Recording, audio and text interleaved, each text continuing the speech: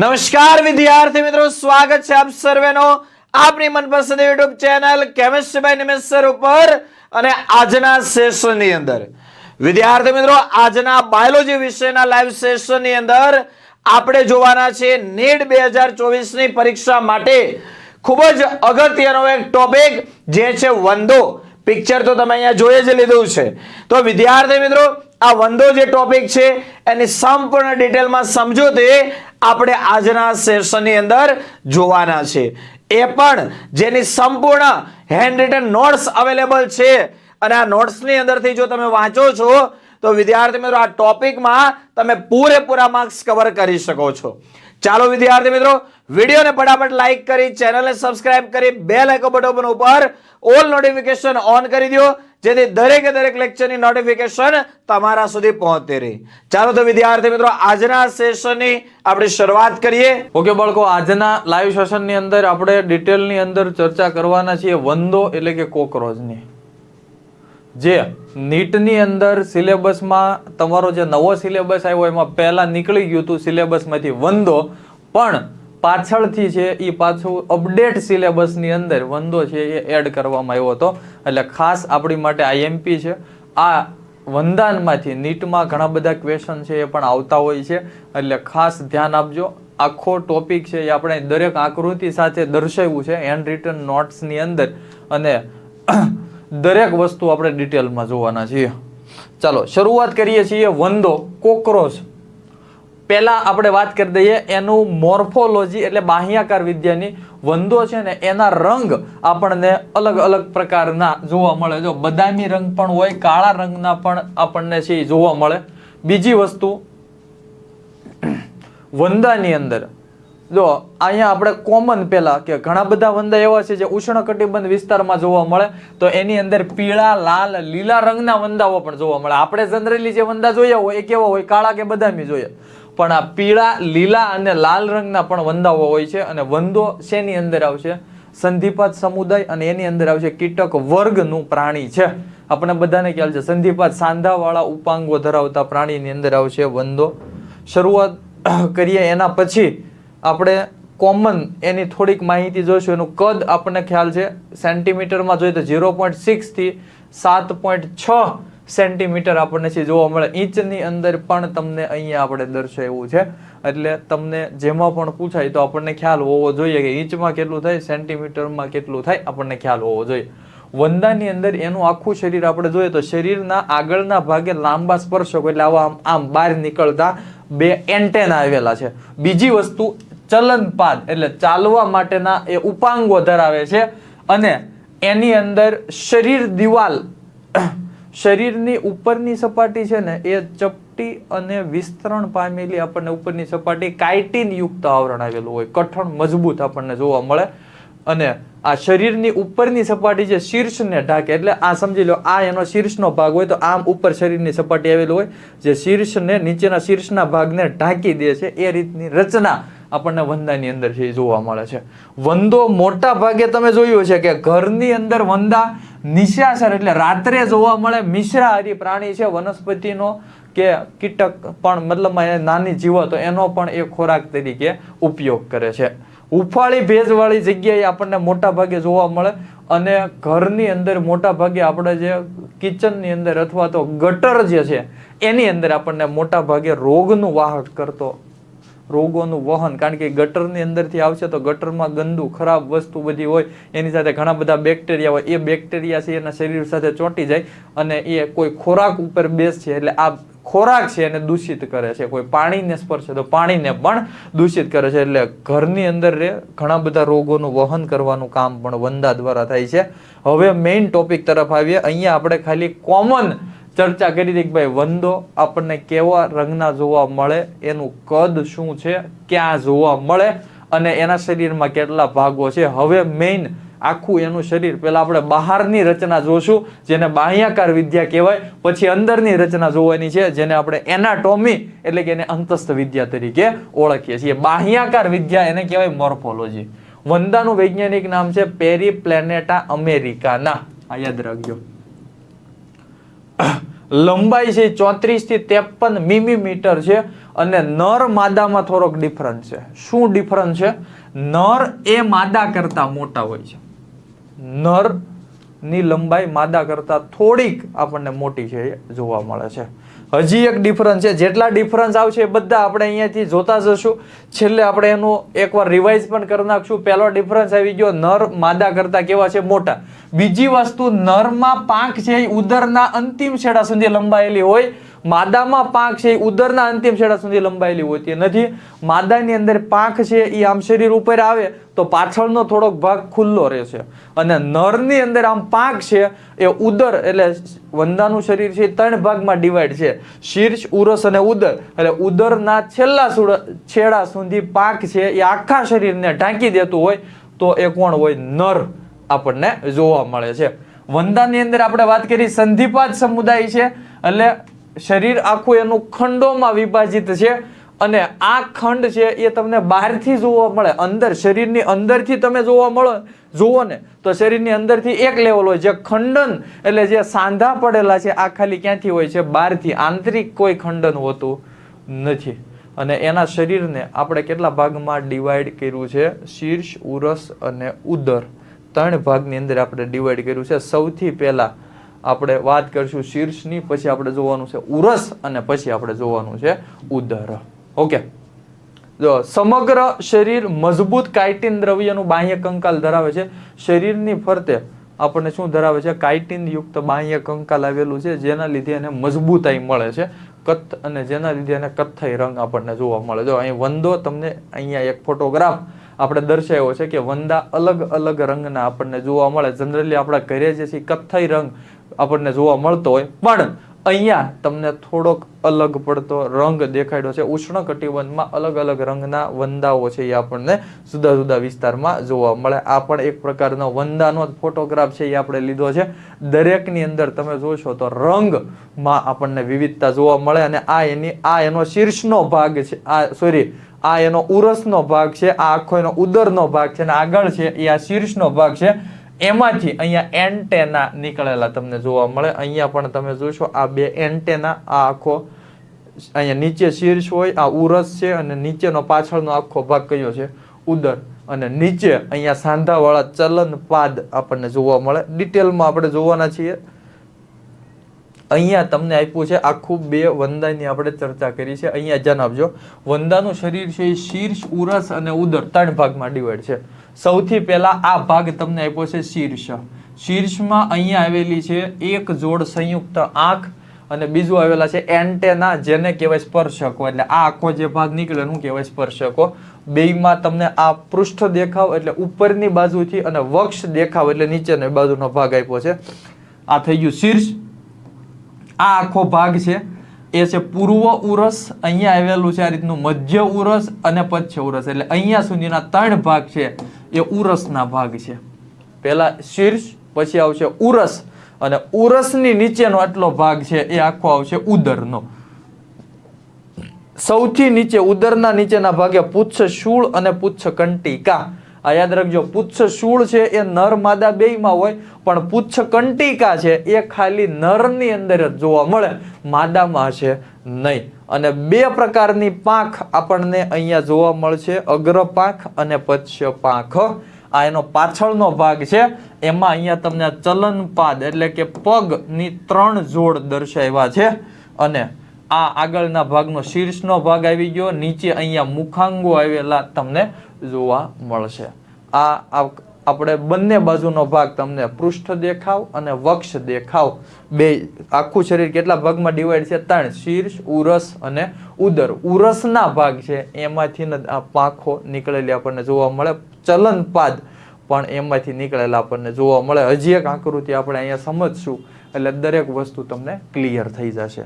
બીજી વસ્તુ, પ્રત્યેક ખંડમાં બાહ્ય કંકાલમાં પૃષ્ઠક હોય છે જેને કઠક પણ કહેવાય. કઠક એટલે કે વંદા છે એના પૃષ્ઠ બાજુનો ભાગ, પૃષ્ઠ એટલે ઉપરના ભાગે ઉપરી કવચ હોય અને વક્ષ એટલે નીચેના ભાગનો ભાગ, શરીરની ત્વચા, એને અધો કવચ. ઉપરી કવચ, અધો કવચ, પૃષ્ઠ ભાગ, વક્ષ ભાગ, આ બેયને ભેગા કરો ત્યારે આપણે એને નામ આપ્યું છે કઠક તરીકે ઓળખીએ છીએ.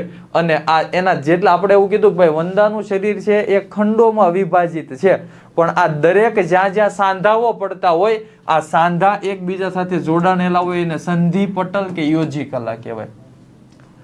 શું હોય? એકબીજા સાથે પાતળા અને લચકદાર પટલથી જોડાણેલા આપણને જોવા મળે આ દરેક સાંધા, જેને આપણે શું કહેવાય? યોજી કલા અથવા એને શું કીધું છે? સંધિ પટલ. જો અહીંયા હજી એકવાર સમજાવી દઉં છું આખી વસ્તુ, પછી આપણે દરેક હજી ભણવાના છીએ. આ છે સ્પર્શકો. સ્પર્શકો છે આ ભાગ છે જેને તમે એન્ટેના પણ કહેવાય, જેનું કામ છે વંદાની અંદર પર્યાવરણ એટલે કે વાતાવરણને ઓળખવાનું, કે ભાઈ આગળ છે એ આગળના ભાગે એન્ટેના આવેલા છે, એ આખું કાર્ય કરશે. પર્યાવરણ વાતાવરણ કેવું છે એને આખું ઓળખવાનું. આ આખો ભાગ થઈ ગયો શીર્ષનો. આંખ આવી ગઈ, પૂર્વ ઉરસ, મધ્ય ઉરસ, પશ્ચ ઉરસ. પછી અહીંયાથી ટોટલ આવી ગયા ઉદરના. જો પૂર્વ ઉરસ, મધ્ય ઉરસ, પશ્ચ ઉરસ, એટલે ઉરસની અંદર 3 ખંડ. શીર્ષ આ આખો એક ભાગ આવી ગયો. બીજી વસ્તુ અહીંયા ઉદરની અંદર 10 ખંડ તમને અહીંયા આપ્યા છે. ઉદરમાં કેટલા ખંડ છે? 10 ખંડ અહીંયા દર્શાવ્યા છે. બીજી વસ્તુ પૂર્વ ઉરસ, મધ્ય ઉરસ અને પશ્ચ ઉરસ. આ 3 છે, એમાંથી એક એક જોડ ઉપાંગો નીકળે. જો અહીંયાથી એક જોડ, અહીંયાથી એક જોડ અને એક ભાગ અહીંયાથી નીકળતો તમને જોવા મળે છે. બીજી વસ્તુ મધ્ય ઉરસ અને પશ્ચ ઉરસ, આ બેયમાંથી એક એક જોડ પાંખ નીકળતી આપણને જોવા મળે. મધ્ય ઉરસ અને પશ્ચ ઉરસ. સૌથી ઉપરની જે પાંખ હોય ને, પાંખ 2 જોડ હોય. એક પાંખ છે એ ખુલ્લે અને એની નીચેથી પછી બીજી પાંખ નીકળે. આમ બંધ હોય તો તમને એમ જ લાગે કે એક જોડ પાંખ છે, પણ એક મોટી પાંખ હોય જે આખા શરીરને ઢાંકે, અને એક નાની પાંખ હોય જે પારદર્શક હોય. નાની પાંખ છે એ પારદર્શક ટ્રાન્સપરન્ટ હોય, જેનું કામ છે ઉડવામાં મદદરૂપ થાય છે, અને મોટી પાંખ છે એ અપારદર્શક હોય, જેનું કામ છે આખા શરીરને ઢાંકવાનું. ઓકે, એટલે આ આપણે યાદ રાખવાનું છે. એટલે અહીંયા તમને પૂર્વ ઉરસ, મધ્ય ઉરસ, પશ્ચ ઉરસ આવી ગયું. ઉદર છે એની આપણે ચર્ચા કરી દીધી. હવે અહીંયાથી આપણે શરૂઆત કરીએ છીએ શીર્ષની રચના. આપણે આકૃતિ ખાલી સમજ્યા છીએ. અહીંયાથી હવે આપણે શીર્ષ, ઉરસ અને ઉદર 3 વસ્તુ ડિટેલમાં જોવાના છીએ. ચાલો પહેલા શરૂઆત કરીએ છીએ શીર્ષની રચના. ઓકે, જો આમાંથી આકૃતિમાંથી પણ ક્વેશ્ચન પૂછાઈ શકે. તમને નામ નિર્દેશન કરેલું હોય અને એમાંથી પણ એવું પૂછી શકે કે ભાઈ આ ABC શું નામ નિર્દેશન છે. ઓકે, ચાલો શરૂઆત કરીએ છીએ આપણે શીર્ષની રચના. શીર્ષ શરીરના અગ્ર છેડે આવેલું ત્રિકોણાકાર ભાગ છે અને શરીરના 90 અંશના ખૂણે. સમજી લો કે આ આખું ભાગ એનું શરીર છે, તો આ આખું એનું શરીર છે આમ સીધું, તો એના 90 અંશના ખૂણે એટલે આમ નીચેના ભાગે અહીંયા આમ શીર્ષ સીધું આવેલું હોય. કેટલા ખૂણે આવેલું હોય? 90 અંશના ખૂણે છે એ આપણને જોવા મળે શીર્ષ. બીજી વસ્તુ, આખું શીર્ષ છે એ 6 ખંડો ભેગા થઈને બનેલું છે. આ 6 ખંડ છે એની પણ આપણે અહીંયા ચર્ચા કરવાની છે. એની અંદર એક લચકદાર ગ્રીવા છે. ગ્રીવા એટલે એની જે ગળો, આપણે કેમ ગળાનો ભાગ છે, ગ્રીવા એ લચકદાર છે, જેથી વંદાનું શીર્ષ બધી દિશામાં ફરી શકે. શું છે? બધી દિશામાં. બીજી વસ્તુ, એની અંદર એક જોડ છે એ સંયુક્ત આંખ આવેલી છે. આગળના ભાગે દોરી જેવા એક જોડ, આંખના આગળના ભાગે એક જોડ દોરી જેવા સ્પર્શકો આવેલા પણ આપણને જોવા મળે છે. એટલે આ યાદ રાખજો ખાસ. સ્પર્શકો આવી ગયા, આંખ આવી ગઈ, એનું શીર્ષ આવી ગયું. અને જો સ્પર્શકોનું કાર્ય શું છે, ઘણા બધા છે એ પૂછતા હતા. સ્પર્શકો સંવેદના ગ્રાહક છે જે પર્યાવરણને સકાચવામાં ખાસ મદદરૂપ થાય છે. એટલે સ્પર્શકો શું છે એ પણ આપણે યાદ રાખવાનું છે. ઓકે, શીર્ષના અગ્રભાગમાં કેટલાક પ્રવર્ધો પણ આવેલા છે. એટલે શીર્ષના અગ્રભાગમાં જે મુખનો ભાગ છે ત્યાં પ્રવર્ધો પણ જોવા મળશે, જે કાપવા તેમજ ચાવવા માટેના મુખાંગો ધરાવે છે. મુખાંગોનું કામ છે મુખનો અગ્રભાગ, જેની અંદર છે ખોરાકને કાપવા અને ચાવવાનું કામ થતું હોય. મુખાંગોની આખી ચર્ચા કરીએ તો મુખાંગો છે એની અંદર એક અધિજંભ, એક અધોજંભ, એક પ્રથમ જંભ, એક દ્વિતીય જંભ. પણ આમાંથી ખાસ યાદ રાખજો, અધિજંભ અને દ્વિતીય જંભ આ બે સિંગલમાં છે, અને અધોજંભ અને પ્રથમ જંભ આ બે જોડીમાં છે. આ એકવાર પૂછાઈ ગયેલું છે, યાદ રાખજો ખાસ. અહીંયા હું આખું વસ્તુ છે એ તમને સમજાવીશ. અધિજંભ, અધોજંભ. જો આ આવી ગયું અધિજંભ, તમને અહીં દેખાડ્યું છે. અહીંયા તમને આપ્યું છે અધોજંભ, અહીંયા આપ્યું છે પ્રથમ જંભ અને દ્વિતીય જંભ. આ જંભ આ બધી વસ્તુ શું છે અને એ ક્યાં આવેલી હોય છે એ તમને સમજાવું છું. અહીંયાથી તમને આખી વસ્તુ ક્લિયર થશે આ આકૃતિમાંથી. એટલે આ આખું એક ભાગ આપણે ખાલી શીર્ષનો ભાગ તમને અહીંયા દર્શાવ્યો છે. આ એની સંયુક્ત આંખ થઈ ગઈ, આ એના સ્પર્શકો થઈ ગયા, આ શીર્ષના બધા ભાગ છે. અહીંયા દ્વિતીય જંભ આવી ગયું, અહીંયા અધોજંભ છે, અધિજંભ છે. આ બધા ભાગ છે એ મુખાંગોને આપણે કેમ આ મુખ છે તો ફરતે અહીંયા બધા ભાગોની ગણતરી કરીએ એમાં અધિજંભ, અધોજંભ, પ્રથમ જંભ ને દ્વિતીય જંભ આ મુખાંગોની ફરતે આવેલા ભાગ છે. અને આના વચ્ચેના ભાગે આવેલી હોય જીભ, જેને કહેવાય અધોજીહવા. સમજી લો કે આ બધા ભાગને હું આમ ભેગા કરી દઉં તો આ એક પ્રકારનું મુખાંગો એટલે મુખ બની જાય. અને એના વચ્ચેના ભાગમાં શું આવેલું હોય? જીભ આવેલી આપણને જોવા મળે છે. એટલે આ બધા જંભ છે એ શું છે એ પણ આપણને ખ્યાલ હોવો જોઈએ. એટલે આ તમને અહીંયા આપણે છૂટા દેખાડ્યા છે, પણ આ બધાની વચ્ચેના ભાગમાં માંસલ, લચીલી, ગળીમ આકારની અધોજીહવા, જેને આપણે જીભ તરીકે ઓળખીએ છીએ, એ આવેલી છે. અને આ મુખાંગો બધા છે એ મુખ ગુહાને ઘેરીને આવેલી રચના છે. જીભના તલ ભાગે એટલે જીભના છેલ્લા ભાગે આવેલી હોય લાળ ગ્રંથિ પણ આપણને જોવા મળશે. એટલે અહીંયા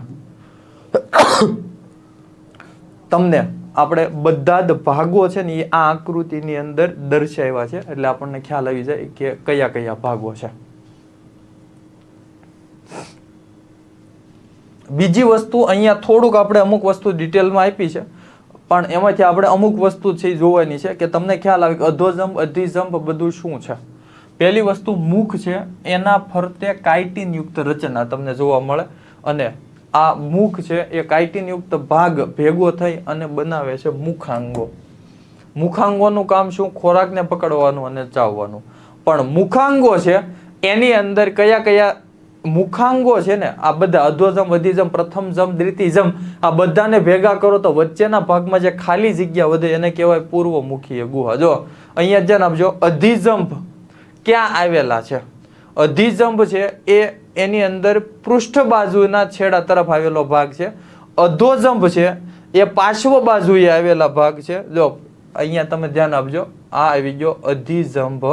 એટલે ક્યાં આવેલો ભાગ છે એ પણ હું તમને અહીંયાથી સમજાય. અધિજંભ એટલે પૃષ્ઠ એટલે ઉપરની બાજુએ. પછી આપણે વાત કરી બીજો ભાગ તમને અહીં આપ્યો છે અધોજંભ.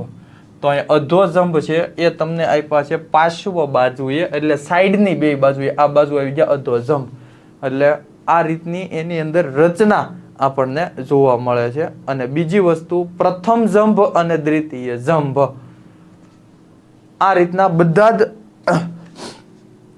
જંભ આપણને જોવા મળશે. જો પ્રથમ જંભ આ એક જોડીમાં આવેલા છે, દ્વિતીય જંભ છે એ નીચેનું તળિયું છે એ બનાવે છે.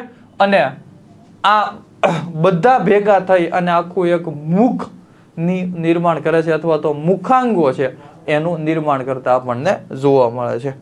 અને આ બધાની ફરતે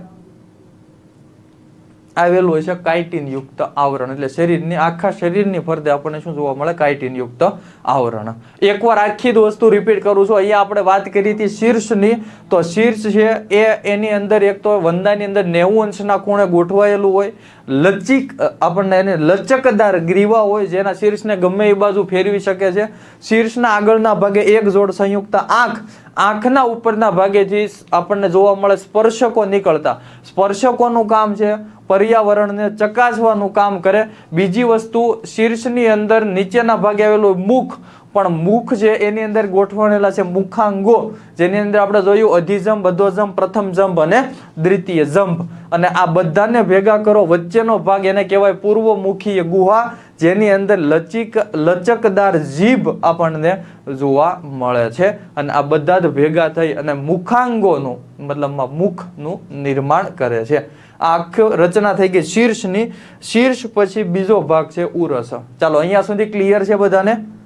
ફટાફટ એકવાર ચેટની અંદર લખી દેજો અહીંયા સુધી બધાને ક્લિયર છે. ઉરસની વાત કરીએ તો ઉરસને આપણે કેટલા ભાગમાં ડિવાઈડ કર્યું છે? 3 ભાગ છે એની અંદર આપણે ડિવાઈડ કર્યું છે ઉરસને. પૂર્વ ઉરસ, મધ્ય ઉરસ અને પશ્ચ ઉરસ. શીર્ષના ભાગ પછી આવે શીર્ષ, એ પૂર્વ ઉરસ સાથે જોડાણેલો ભાગ છે અને શીર્ષ અને પૂર્વ ઉરસ બેયને જોડતો ભાગ એને કહેવાય ગ્રીવા. સમજી લો કે આખો ઉરસનો ભાગ છે, આગળના ભાગે શીર્ષ હોય તો આ બેય વચ્ચે જોડાણ માટે શું આવેલું હોય? ગ્રીવા, લચકદાર ગ્રીવા આપણને ત્યાં જોવા મળે છે.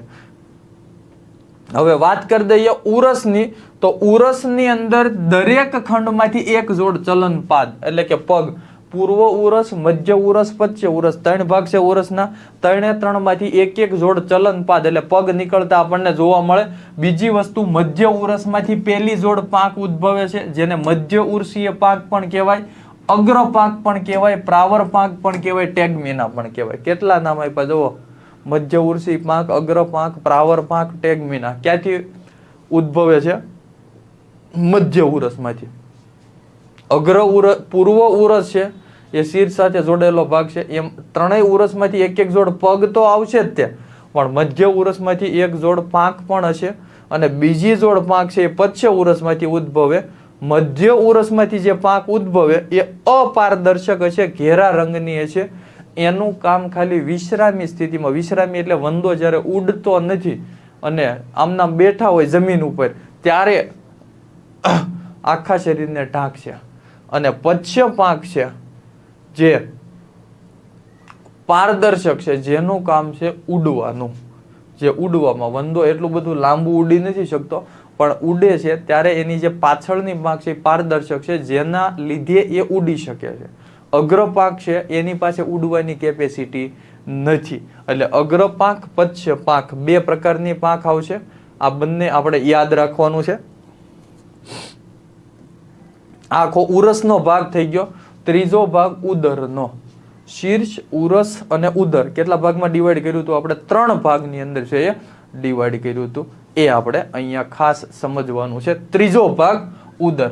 નર અને માદા બેયની વાત કરીએ. ઉદર 10 ખંડનું બનેલું હોય. પહેલા આપણે માદાની આખી ચર્ચા કરશું અને પછી આપણે નરની ચર્ચા કરશું. બેયની આકૃતિ છે એ પણ આપણે જોવાની છે. માદાની વાત કરીએ તો માદામાં 7મા ખંડમાં અધો કવચ નોતલ આકારનું છે, જે 8મા અને 9મા ખંડ સાથે ભેગા થઈ અને એક જનન કોથળી બનાવે છે. અહીંયા ધ્યાન આપજો. જો માદાની અંદર આ માદા વંદો છે, 7મું ખંડ છે એ 8મા અને 9મા ખંડને ઢાંકી દે છે અને ત્યાં જનન કોથળીનું નિર્માણ થતું આપણને જોવા મળે છે. એટલે એ તમને અહીંયા જનન કોથળી કયો ખંડ આવી ગયું? 7મું અધો કવચ, જે 8મા અને 9મા ખંડ સાથે ભેગા થઈ જનન કોથળી. અને જનન કોથળીના આગળના ભાગે માદાની અંદર વાત કરીએ, ખાસ યાદ રાખજો. માદાની અંદર જનન કોથળીના આગળના ભાગે માદા જનન છિદ્ર, શુક્ર સંગ્રાશય છિદ્ર અને ગુંદર ગ્રંથિ આવેલી છે. આ બધાના કાર્યો આપણે પ્રજનન તંત્રમાં જોવાના છે. શુક્ર સંગ્રાશય એ માદાની અંદર આવેલું છે, યાદ રાખજો ખાસ, નરમાં નહીં. માદા જનન છિદ્ર, શુક્ર સંગ્રાશય, ગુંદર ગ્રંથિ આ બધું જ આપણને જનન કોથળીના આગળના ભાગે જોવા મળે. જનન કોથળી ક્યાં આવેલી છે? 9મા ખંડની અંદર. 10મા ખંડ ઉપર તંતુમય રચના સાથે જોડાણેલો એક ભાગ આપણને જોવા મળે, પુચ્છ શૂળ. માદા હશે તો એમાં પુચ્છ શૂળ હશે, પુચ્છ કંટિકા નો હોય. પુચ્છ કંટિકા ખાલી અને ખાલી નર વંદામાં હોય, આ યાદ રાખજો. એટલે માદામાં પુચ્છ કંટિકાનો અભાવ હોય છે. જો આ તમને નર વંદો છે તેમાં પુચ્છ શૂળ, પુચ્છ કંટિકા બે તમને જોવા મળશે. નર વંદામાં માદા વંદો હશે તો એમાં ખાલી પુચ્છ શૂળ જ હોય. આ પણ માદા છે તો એમાં ખાલી પુચ્છ શૂળ છે, નર છે તો એમાં પુચ્છ શૂળ અને પુચ્છ કંટિકા બંને આપણને જોવા મળશે. આ બે વચ્ચેનો તફાવત છે, આ આપણે યાદ રાખવાનો છે. એટલે માદા વંદાની અંદર અહીંયા જનન છિદ્ર અને અહીંયા શુક્ર સંગ્રાશય પણ આપણને જોવા મળશે. જનન કોથળીની ઉપરના ભાગે ગુંદર ગ્રંથિ પણ ત્યાં જોવા મળશે. હવે નર વંદાની આપણે વાત કરીએ તો નરમાં જનન કોથળી ઉદરના અંતિમ ભાગમાં આવેલી છે. અંતિમ ભાગ એટલે અહીંયા આ તમને નર વંદો અહીંયા દેખાડ્યો છે. એની અંદર અહીંયા 7, 8, 9માં નહીં પણ 10મા ખંડના છેડે તમને એની અંદર છે જનન કોથળી જોવા મળશે. બીજી વસ્તુ, પૃષ્ઠ બાજુએ 9મા અને 10મા ઉપરી કવચ તથા વક્ષ બાજુએ 9મા અધો કવચ દ્વારા આ ઢંકાયેલો ભાગ એટલે કે જનન કોથળી છે એ પૃષ્ઠ એટલે ઉપરના ભાગેથી 9મા 10મા ખંડ દ્વારા ઢંકાયેલી છે.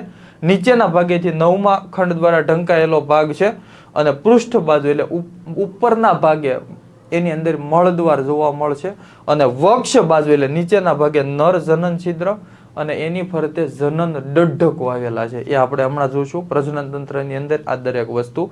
અને નર હશે તો પુચ્છ શૂળ અને પુચ્છ કંટિકા બે હશે. માદા હશે તો ખાલી પુચ્છ શૂળ આવેલું હોય, પુચ્છ કંટિકા માદામાં હોતી નથી. એટલે નરની અંદર જનન છિદ્ર જનન ડઢકો ક્યાં આવેલા છે?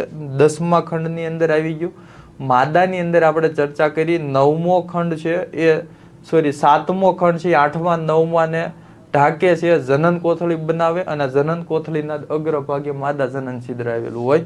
એટલે નર જનન છિદ્ર, માદા જનન છિદ્ર ની અને અહીંયા તમને એની માટે સ્પેશિયલી આપણે અહીંયા ડિફરન્સ પાડતી આકૃતિ છે એ પણ આની અંદર એડ કરેલી છે જેથી તમને ખ્યાલ આવી જાય.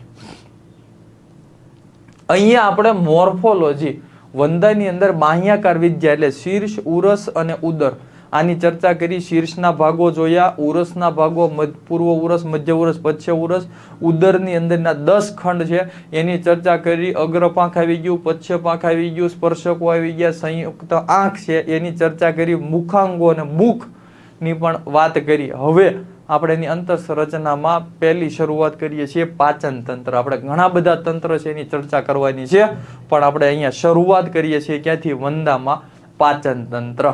ચાલો બાળકો, અહીંયા સુધી બધાને ક્લિયર છે?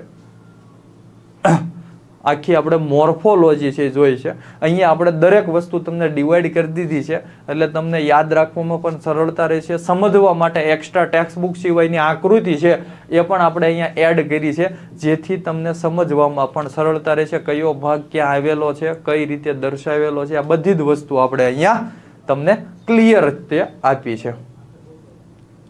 અંતસ્થ રચનામાં આપણે સૌથી પહેલા જોવાનું છે વંદામાં પાચન તંત્ર. પાચન માર્ગ આખો આપણે જોશું. વંદામાં પાચન તંત્ર છે, પાચન માર્ગ સંપૂર્ણ છે એટલે મુખદ્વાર, મળદ્વાર બંને અલગ અલગ છિદ્ર દ્વારા ખુલતા આપણને જોવા મળે છે. પહેલા વાત કરીએ મુખદ્વાર. શીર્ષના અગ્ર છેડે મુખદ્વાર હોય, મુખદ્વારની આસપાસ મુખાંગો હોય અને મુખાંગોનું કામ છે ખોરાકને પકડવાનું. હમણાં આપણે ચર્ચા કરી પ્રથમ જમ, દ્વિતીય જમ, અધોજમ અને અધિજમ આ બધા મુખાંગો છે, મુખાંગોના ભાગ અને એનું કામ છે મતલબ અહીંયાથી ખોરાકને પકડવાનું. એટલે મુખ દ્વારા ખોરાક શરીરમાં જાય છે. સમજી લો મુખ એની અંદર હોય મુખ દ્વાર, એના દ્વારા ખોરાક આવ્યો મુખ ગુહામાં, મુખ ગુહામાં જાય એટલે ખોરાક આવે કંઠનળીમાં અને કંઠનળી છે એ મુખ દ્વાર પછીનો એટલે આપણે મુખ દ્વાર પછીનો જે ભાગ છે એને આપણે શું કહીએ છીએ? કંઠનળી. કંઠનળી આગળ જઈ અને 3 ભાગમાં ડિવાઈડ થાય: અગ્રાંત્ર, મધ્યાંત્ર અને પશ્ચાંત્ર. હમણાં આપણે એની આકૃતિ પણ જોશું એટલે તમને ખ્યાલ આવી જાય કે કયો કયો ભાગ છે. સૌથી પહેલા આપણે વાત કરશું અગ્રાંત્ર, પછી આપણે જોઈશું મધ્યાંત્ર અને પછી આપણે ચર્ચા કરવાની છે પશ્ચાંત્રની. અગ્રાંત્રની આપણે વાત કરીએ તો અગ્રાંત્રમાં કયા કયા ભાગ આવશે? લાળ ગ્રંથિ, લાળ સંગ્રાશય, અન્નનળી, અન્ન સંગ્રાશય અને પેશણી. આટલા ભાગ છે એ આવશે અગ્રાંત્રની અંદર.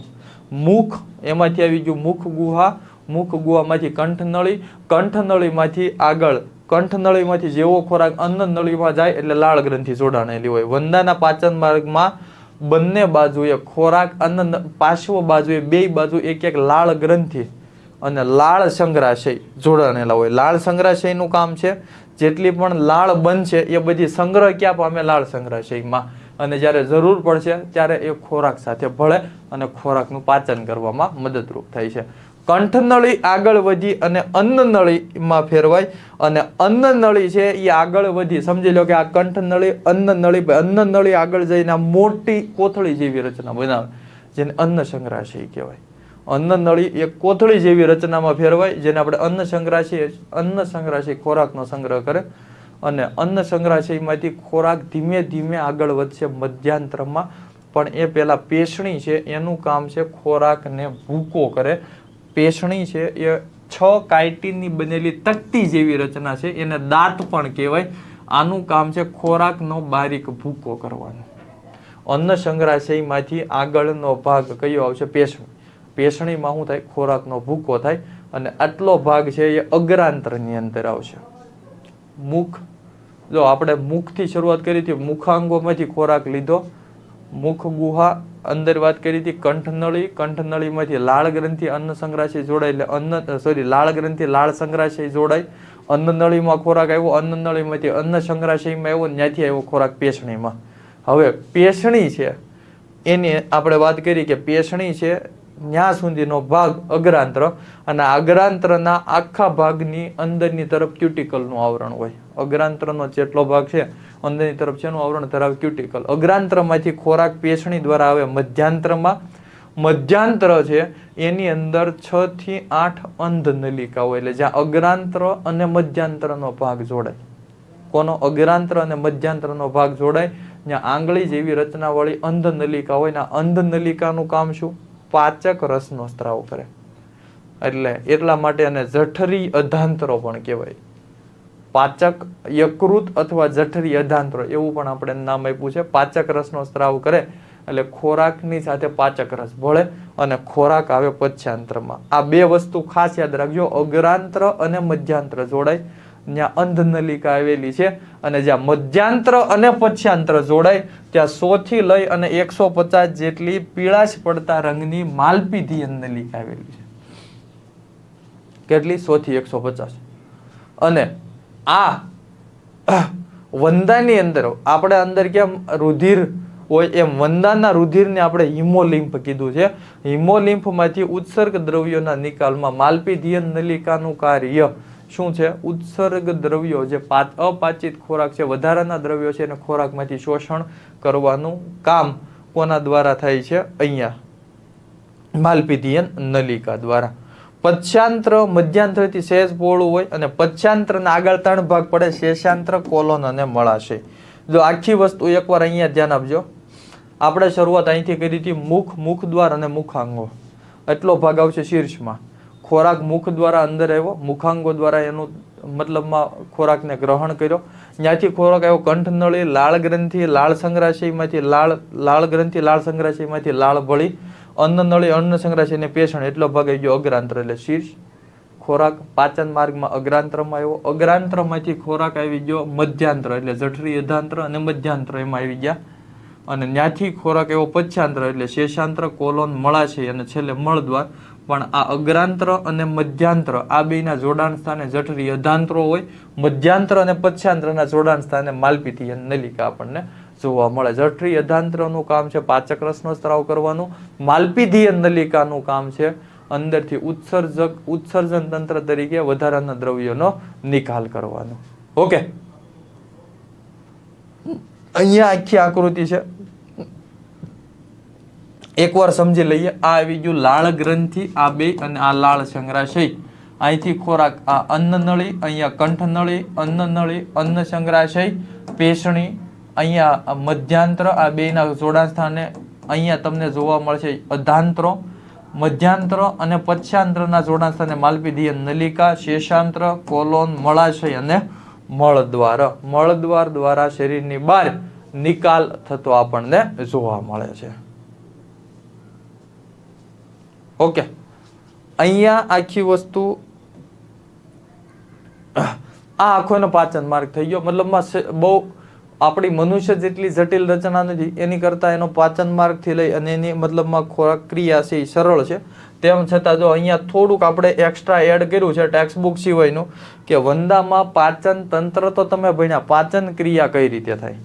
વંદો સર્વભક્ષી એટલે મિશ્રાહારી પ્રાણી છે, સ્પર્શકોની મદદથી ખોરાકને શોધશે, લાળ દ્વારા લાળરસ ભળે, ખોરાક ભીનો બને, લાળરસમાંથી એમાઇલેઝ ઉત્સેચક છે એ ખોરાકમાં ભળે એટલે ખોરાકમાં સ્ટાર્ચનું પાચન થાય, ખોરાક અન્ન સંગ્રહાશયમાં જાય, અન્ન સંગ્રહાશયની અંદરથી પેષણીમાં જાય, પેષણીમાં ભૂકો થાય, ત્યાંથી ખોરાક મધ્યાંતરમાં આવ્યો, મધ્યાંતરમાં એમાં ઉત્સેચકનો સ્ત્રાવ થાય, કારણ કે ત્યાં અગ્રાંત્ર મધ્યાંતરના જોડાણ સ્થાને જઠરી અધાંત્રો આવેલા છે, અને ત્યાંથી આગળ જો પ્રોટીઓલાઇટિક ઉત્સેચક હોય તો એ પ્રોટીનનું પાચન કરશે, એને એમિનો એસિડમાં ફેરવશે, લાઇપેઝ ઉત્સેચક લિપિડનું પાચન કરશે અને ગ્લિસરોલ ફેટી એસિડમાં ફેરવશે, અને એમાઇલેઝ ઉત્સેચક છે સ્ટાર્ચનું પાચન કરશે અને એને મોનોસેકેરાઇડ એટલે કે જટિલમાંથી સરળ શર્કરામાં ફેરવશે. એટલે આ આટલું એની પાચન ક્રિયા છે, એની અંદર તમે સરળ રીતે યાદ રાખી શકો. આપણે અહીંયા આ ટોપિક છે એ એડ કર્યો છે કારણ કે તમને ખ્યાલ પડે ક્યાંથી ક્યાં ખોરાક જાય છે, કઈ રીતે પાચન થતું આપણને જોવા મળે છે. આ આપણે ચર્ચા કરી હતી વંદાનું પાચન તંત્ર. હજી એકવાર અહીંયાથી રિપીટ કરી દઉં છું, ક્વિક રિવાઇઝ કરાવી દઉં છું. ફટાફટ અહીંયા ધ્યાન આપજો કે એના મુખમાંથી ખોરાક ગયો મુખ ગુહા, મુખ ગુહામાંથી આવ્યો કંઠનળી, કંઠનળીમાંથી અન્ન નળી, અન્ન નળીમાંથી અન્ન સંગ્રહાશય, અન્ન સંગ્રહાશયમાંથી આવ્યો પેશણી, પેશણી છે એમાંથી આવે મધ્યાંત્ર, મધ્યાંત્રમાંથી આવે પશ્ચાંત્ર, પશ્ચાંત્રના 3 ભાગ આવશે કોલોન, મળાશય અને મળદ્વાર. મળદ્વાર દ્વારા શરીરની બહાર નિકાલ થાય.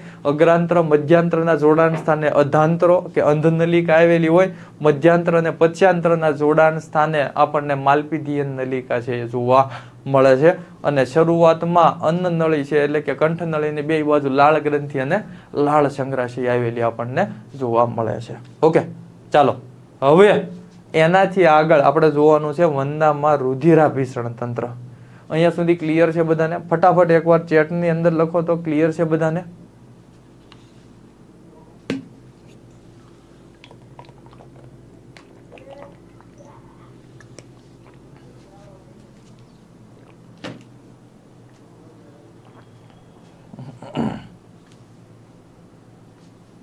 હવે આપણે જોવાનું છે વંદામાં રુધિરાભિસરણ તંત્ર. આપણે વંદાની અંદર આખી ચર્ચા કરી, પાચન તંત્ર જોયું, એની મોર્ફોલોજી એટલે બાહ્યાકાર વિદ્યા છે એની ચર્ચા કરી. હવે વંદાની અંદર રુધિરાભિસરણ તંત્ર છે એ કઈ રીતે કામ કરે છે એની પણ આપણે ચર્ચા કરશું. કે વંદાની અંદર ખુલ્લા પ્રકારનું રુધિરાભિસરણ તંત્ર જોવા મળે. કેવું છે? ખુલ્લા પ્રકારનું. જો પાચન તંત્રની અંદર આપણે આખીની પાચન ક્રિયા પણ જોઈ. તમને ખ્યાલ છે કે પાચન ક્રિયામાં વંદાની અંદર દાખલા તરીકે પ્રોટીયોલાઇટિક ઉત્સેચક હશે તો એ પ્રોટીનનું પાચન કરશે અને એમિનો એસિડમાં ફેરવશે. લાઇપેઝ ઉત્સેચક હોય લિપિડનું પાચન કરે, એમાંથી ગ્લિસરોલ ફેટી એસિડ બનાવે. અને એમાઇલેઝ ઉત્સેચક હશે એ સ્ટાર્ચનું પાચન કરશે અને એમાંથી મોનોસેકેરાઇડ ડાયસેકેરાઇડમાં એને ફેરવે છે. રુધિરાભિસરણ તંત્ર કેવું છે? ખુલ્લા પ્રકારનું છે. ખુલ્લા પ્રકારનું એટલે બંધ વાહિનીમાં રુધિરનું વહન થતું નથી. એને જે રુધિર છે એ દેહ ગુહા કે શરીરના પેશીના સંપર્કમાં આવતું આપણને જોવા મળે છે. એટલે રુધિર વાહિનીઓ અલ્પ વિકસિત છે અને રુધિર ગુહામાં ખુલ્લે છે. એટલે રુધિરનું વહન બંધ રીતે થતું આપણને અહીંયા જોવા મળતું નથી. આ આપણે યાદ રાખવાનું છે. બીજી વસ્તુ, જો બધા અંતરંગ અંગો રુધિર ગુહામાં આવેલા હોય છે. હિમોલિમ્ફ એટલે રુધિરમાં તરતા હોય. વંદાનું રુધિર એને આપણે એક નામ આપ્યું છે હિમોલિમ્ફ. એટલે એવું તમે કહી શકો કે એનું રુધિર છે એ શરીરના મતલબમાં ખાલી ભાગની અંદર પણ જોવા મળે. મનુષ્યની વાત કરીએ તો બંધ પ્રકારનું રુધિરાભિસરણ તંત્ર છે. બંધ વાહિનીમાં વહન પામે છે. શરીરના પેશી કે દેહ ગુહાના સંપર્કમાં સીધું રુધિર આવતું નથી. પણ અહીંયા ખુલ્લા પ્રકારનું છે. અને એનું રુધિર એટલે કે હિમોલિમ્ફ રંગવિહીન પ્લાઝમા અને હિમોસાઇટ્સનું બનેલું છે.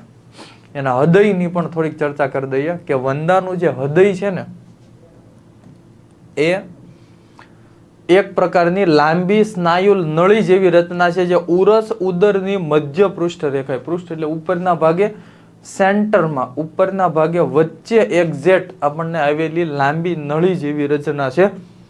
અને એની અંદર ગરણી આકારના ખંડો તમને જોવા મળશે.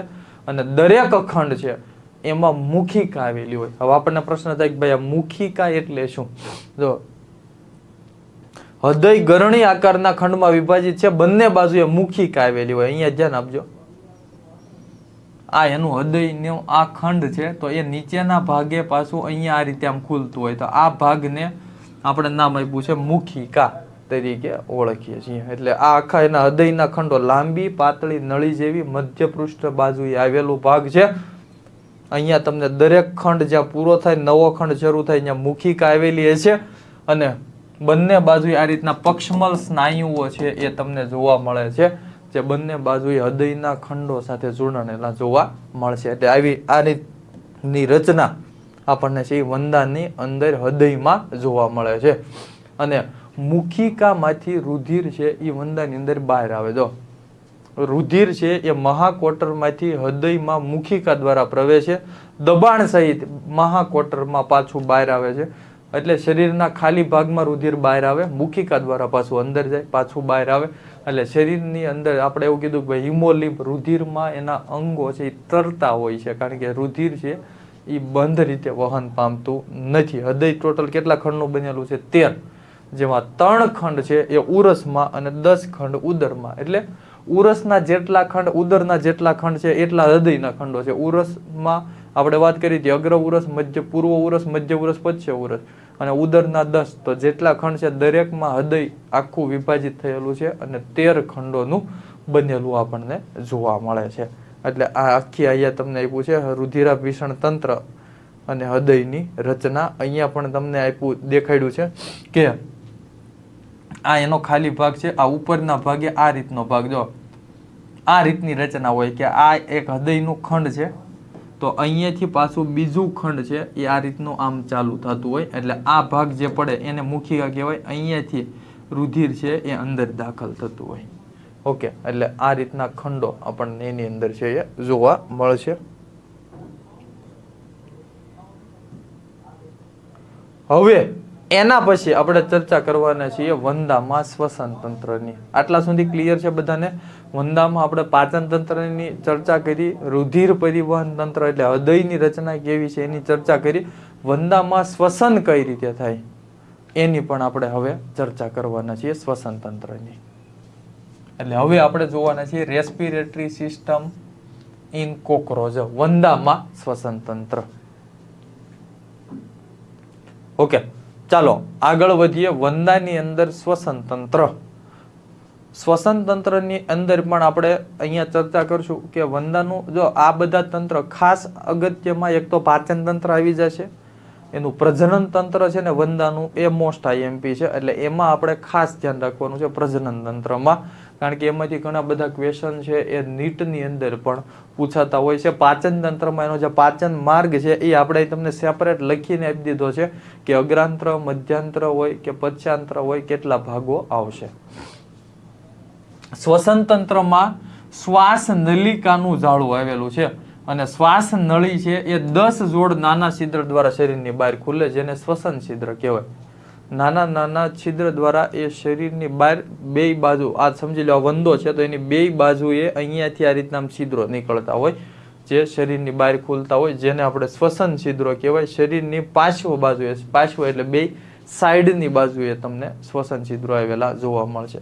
શ્વાસ નલિકા સૂક્ષ્મ શ્વાસ નલિકામાં વિભાજિત થાય. સમજી લો કે શરીરની અંદર આપણે અહીં વાત કરીને શ્વાસ નલિકાનું, શ્વાસ નળીનું જાળું આવેલું છે.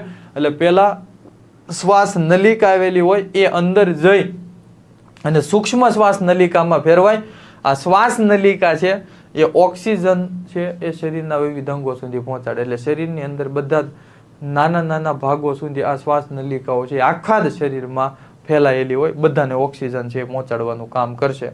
શ્વસન છિદ્રો ખુલવા બંધ થવા માટે પણ વાલ્વની રચના આવેલી છે. એટલે વાલ્વ આવેલો છે જ્યાંથી શ્વસન છિદ્ર ખુલવા અને બંધ થતા આપણને જોવા મળે.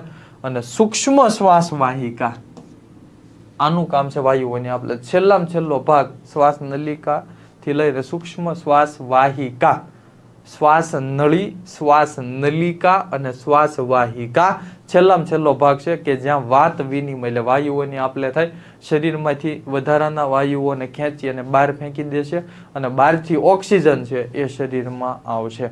એટલે વાત વિનિમય એટલે શું થાય? વાયુઓની આપલે કોના દ્વારા થાય? સૂક્ષ્મ શ્વાસ વાહિકા દ્વારા થતી આપણને જોવા મળે.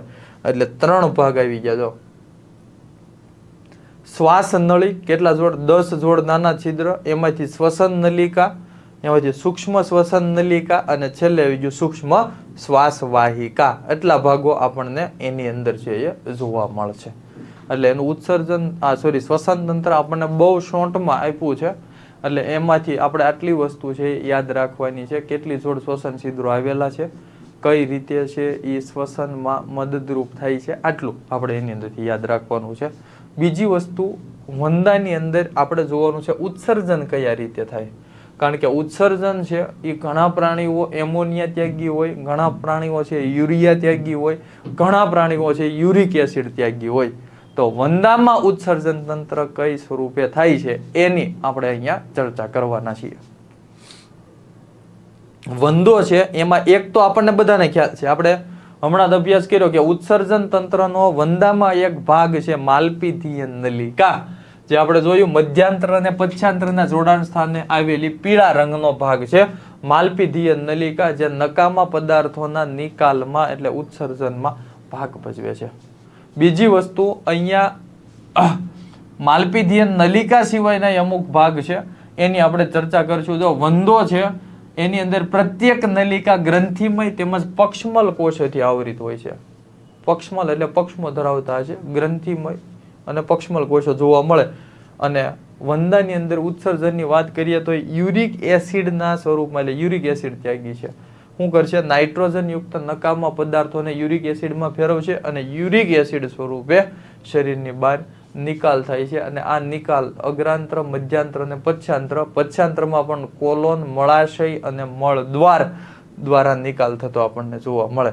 એટલે વંદો છે એને તમે યુરિક એસિડ ત્યાગી પ્રાણીઓ કહી શકો. યુરિક એસિડ ત્યાગી પ્રાણીઓ કોણ હોય? જેને ઓછી માત્રામાં પાણી મળતું હોય અથવા જેને શરીરનાથી ઓછી માત્રામાંથી પાણીનો નિકાલ કરવો હોય તો એ શું કરશે? લુગદી કે ગોળીઓ સ્વરૂપે મતલબમાં ઉત્સર્ગ દ્રવ્યનો નિકાલ કરે છે. અને આ બધા કેવા હોય? યુરિક એસિડ ત્યાગી પ્રાણીઓ હોય. એટલે એને યુરિકોટેલિક કે યુરિકોટેલિઝમ, આ પદ્ધતિને યુરિકોટેલિઝમ, અને પ્રાણીઓને શું કહેવાય? યુરિકોટેલિક અથવા ગુજરાતીમાં આપણે એને કહીશું યુરિક એસિડ ત્યાગી પ્રાણીઓ તરીકે ઓળખીએ છીએ. બીજી વસ્તુ, આ તો એક થઈ ગઈ માલપીધીય નલિકાની આપણે ચર્ચા કરી. આ સિવાય વંદામાં ઉત્સર્જન માટે મેદકાય, નેફ્રોસાઇટ અને યુરિકોઝ ગ્રંથિ, આ 3 આવેલું છે. કયા કયા ભાગ આવેલા છે? મેદકાય, નેફ્રોસાઇટ અને એની અંદર આવેલું છે યુરિકોઝ ગ્રંથિ. આ 3 પણ ઉત્સર્જનમાં મદદરૂપ થાય છે. આ 3ના કાર્યો છે એ પણ આપણે આગળ જોવાના છીએ, કારણ કે આગળ આપણે એના પ્રજનન તંત્રની અંદર આ બધા જ ટોપિક આવી જશે કે યુરિકોઝ ગ્રંથિ, મેદકાય, આ દરેકની આપણે ચર્ચા કરવાના છીએ. એટલે ઉત્સર્જન તંત્રની વાત આવે તો માલપીધીય નલિકા, મેદકાય, નેફ્રોસાઇટ અને યુરિકોઝ ગ્રંથિ, આ 4 નામ આપણે યાદ રાખવાના છે. અને કયા સ્વરૂપે ત્યાગ કરે છે? તો યુરિક એસિડ ત્યાગી તરીકે આપણે એને ઓળખીએ છીએ કે યુરિક એસિડ સ્વરૂપે ત્યાગ થાય છે. મનુષ્ય, તમને બધાને ખ્યાલ છે, આપણે મનુષ્ય છે યુરિયા ત્યાગી છે. અને મોટા ભાગે જે માછલીઓ અથવા જે પાણીમાં રહેતા હોય સજીવો, જેને મોટા પ્રમાણમાં પાણી મળતું હોય, એ એમોનિયા ત્યાગી હોય.